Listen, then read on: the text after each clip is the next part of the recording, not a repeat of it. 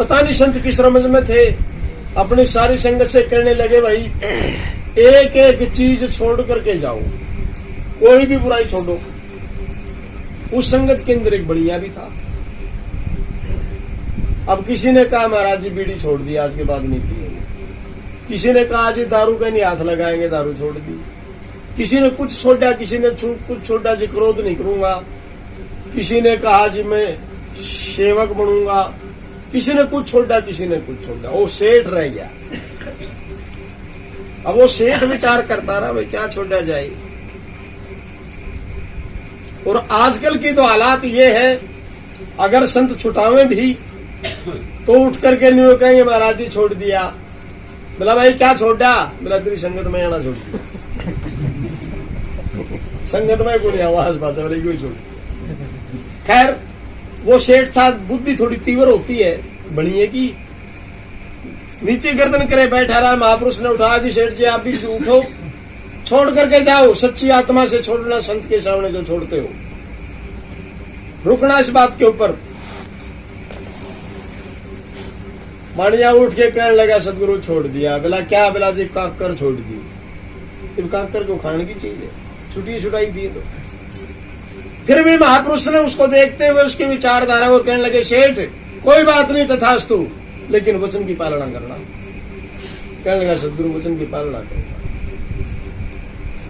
सदगुरु की प्यारी साध संगत जी, इस समय का घोड़ा दौड़ता रहा। एक दिन दुकान के अंदर उस सेठ का कुछ हिसाब किताब गड़बड़ाया गया। हिसाब किताब करते करते जो है लेट हो गया, वो वारी हो गया। और वो सेठानी एक पेड़ के नीचे खिचड़ी खाचड़ी कूट रही थी, बाजरा बुजरा जो भी था। और वो आरा जो था ना जिसमें खिचड़ी पकानी थी, वो उस पेड़ के ही नीचे था। वो कूट करके उसने उसके अंदर खिचड़ी चढ़ाई, तो उसके अंदर वो गोल करके उसको ढकना तो गई भूल, और वो अंदर चली गई। और उस पेड़ का डाला के ऊपर कोई सांप था।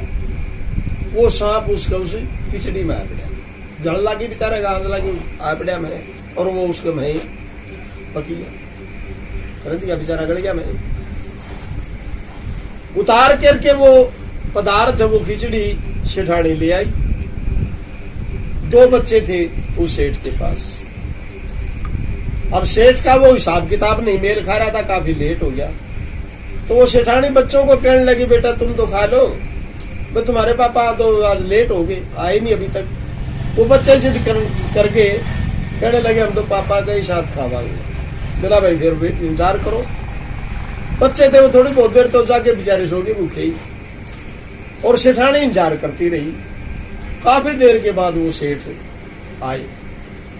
वह खिचड़ी खाचड़ी ठंडी होगी तो सेठानी कहने लगी जी आज तो बहुत लेट हो गए आप। कहने लगा क्या करूं, आज तो हिसाब ऐसा गड़बड़ाया कि समझ नहीं आया, बहुत समय लग गया, मैं लेट हो गया। कहने लगी फिर मैं भोजन लगाऊं। बोला क्या बनाया है? बोला जी खिचड़ी बनाई है। चलो बोला डालो।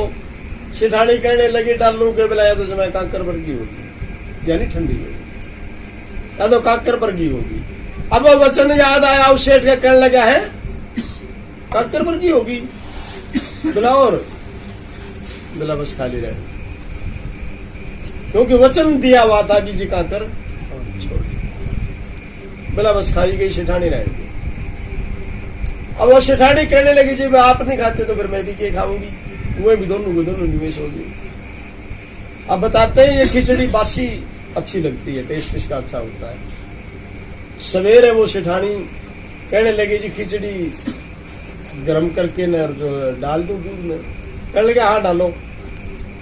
और जब वो डालने लगी तो और दो सांप पे केरे रहता हुआ कंगरोड़े रही थी उसकी हड्डियों वाली, वो कुर्सी में आ गई। और जब उसने देखा सेठानी ने, और सेठ से कहने लगी जुल्म हो गया। बोला क्या? बोला इसके में तो सांप रंध गया। सांप रंध गया? बोला तब उस सेठ ने हाथ जोड़े कि सतगुरु धन्य है तेरी लीला, दाता कुणबा ग्राणी होनी थी, आज सारा कुणबा का नाश हो जाता, वंश मिट जाता। आज केवल और केवल तेरे वचन की प्रतीत ने आज यू परिवार मरण से बचा दिया। तो सदगुरु इसलिए तेरी लीला अपरंपार।